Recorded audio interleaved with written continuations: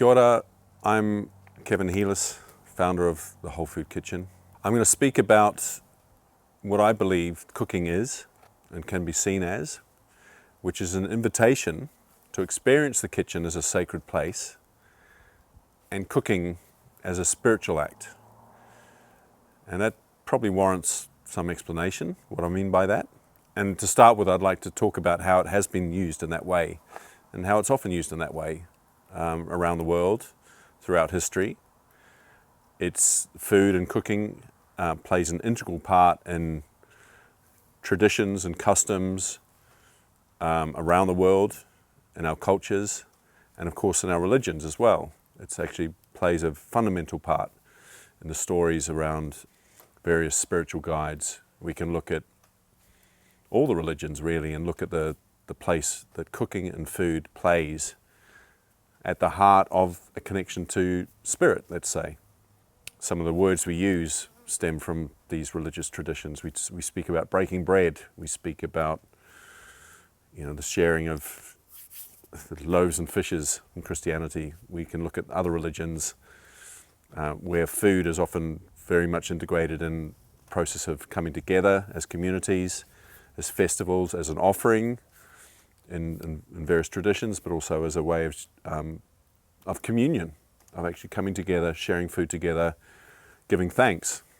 There's a very strong tradition in Sufism where really cooking is seen as a metaphor for spiritual transformation.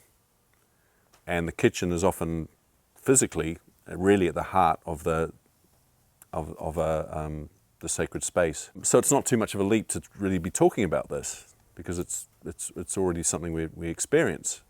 But really I'm wanting to talk about how this is something we can bring into our normal everyday lives, that we can really look at the kitchen and the space where we prepare food as a sacred space, as a space we can come into, where we can connect with a sense of gratitude, a sense of real connection to something beyond ourselves, independent of any religion.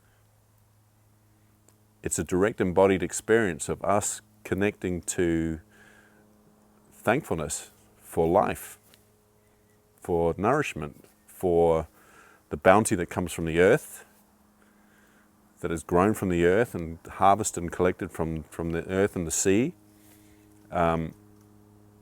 which really comes to us in abundance. And it's something we can really start to build into our everyday life as a spiritual practice in the same way that you would spend time in meditation, that you'd spend time committing to going to the gym, looking after your physical body. And of course, the same way as you would approach going to church. If you enter into the kitchen with that same sense of consciousness and awareness and appreciation, it's incredibly supportive, it's incredibly powerful. And treating time in the kitchen as a spiritual act, as an act of meditation, of gratitude, becomes a very important part of how we show up in the world, of how we navigate life, and supports us in doing what we, not just doing things in the world, but how we occur and show up in the world in our being. And the nourishment that comes at connecting with something beyond ourselves, connecting deeply with ourselves, but connecting with other people, coming together with other people to cook, cooking for other people, and really engaging with cooking as a way to connect with a greater sense of community and connection overall, which again is really, it's at the heart of what it means to be a human being and what is at the heart of feeling connected and aligned with life, which to me is at the heart of spirituality.